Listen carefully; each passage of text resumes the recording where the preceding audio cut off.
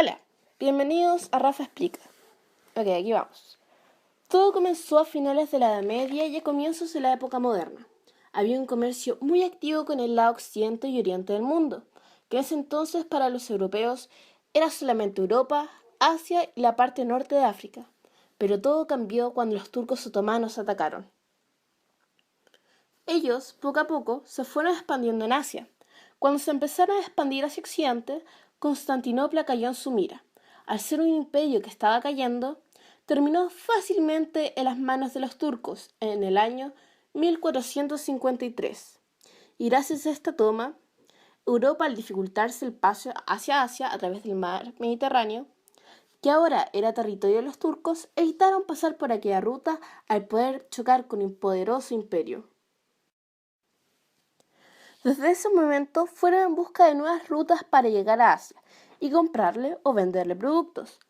También otros puntos que favorecieron la expansión europea fueron la economía mercantil de la época moderna, que consistía en la obtención de metales preciosos para ver cuán poderoso era un Estado.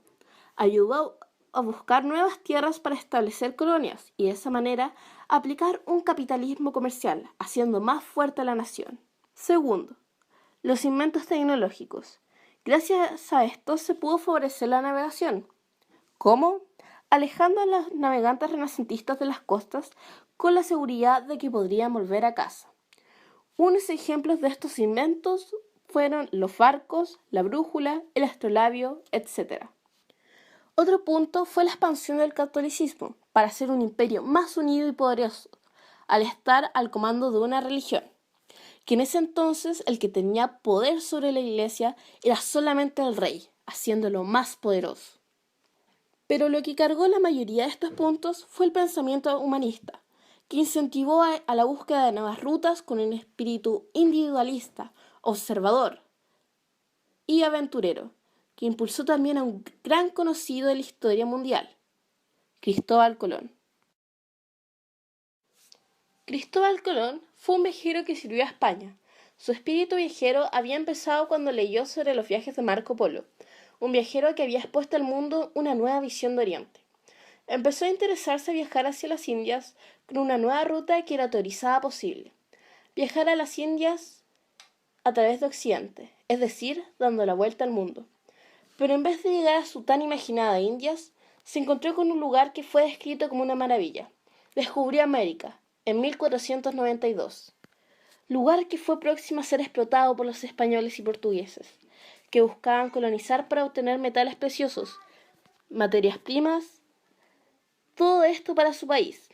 Pero ellos mismos lograban ganar una posición mayor en el estado que formaban parte, y asimismo ganar un poder mayor económicamente, sin pensar en los residentes de aquel continente.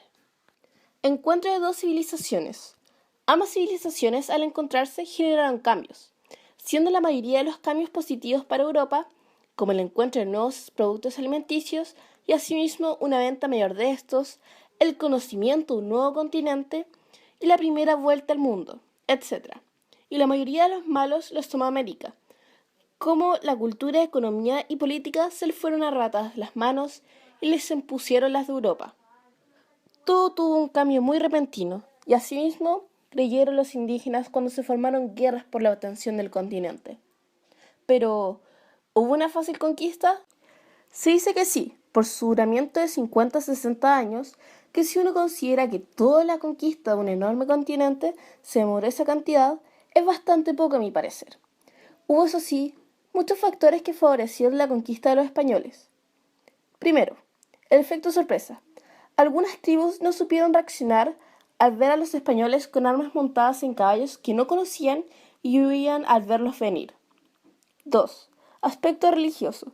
Los indígenas, al ser derrotados, desconfiaron de sus dioses y se pasaron al bando español, al ver que su dios sí les protegía con la victoria. 3. Estrategia militar. Los españoles tenían mucho más conocimiento militar al tener un ejército profesional y meterse en muchas batallas por el territorio. Los españoles aprendieron que si uno tomaba al jefe del ejército, éste se deshacía por completo, y esto fue aprovechado por los españoles para obtener más esclavos que cadáveres. También, en este mismo factor, Uno puede pensar de cómo los españoles buscaban matar para obtener aquel territorio, con armas más letales que pueden provocar la muerte instantáneamente, pero en cambio los indígenas buscaban aturdir para tomar a los prisioneros de guerra y ofrecérselo a sus dioses, con armas que lograban solamente dañar.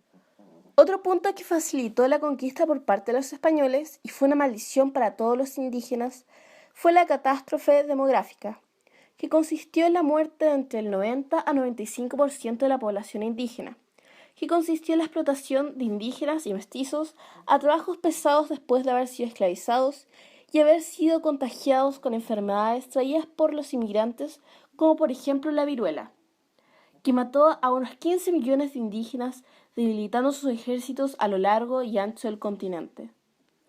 Los conquistadores pensaron que le hicieron un favor a los nativos al entregarles su cultura, que pensaban que era la única y correcta y buena. Pero, ¿le preguntaron a los nativos? Le arrebataron el mundo que conocían, sus tradiciones, costumbres, idioma, sin comprenderlos, sin ponerse en su lugar. Gracias por su atención. Aquí termina el video. Adiós.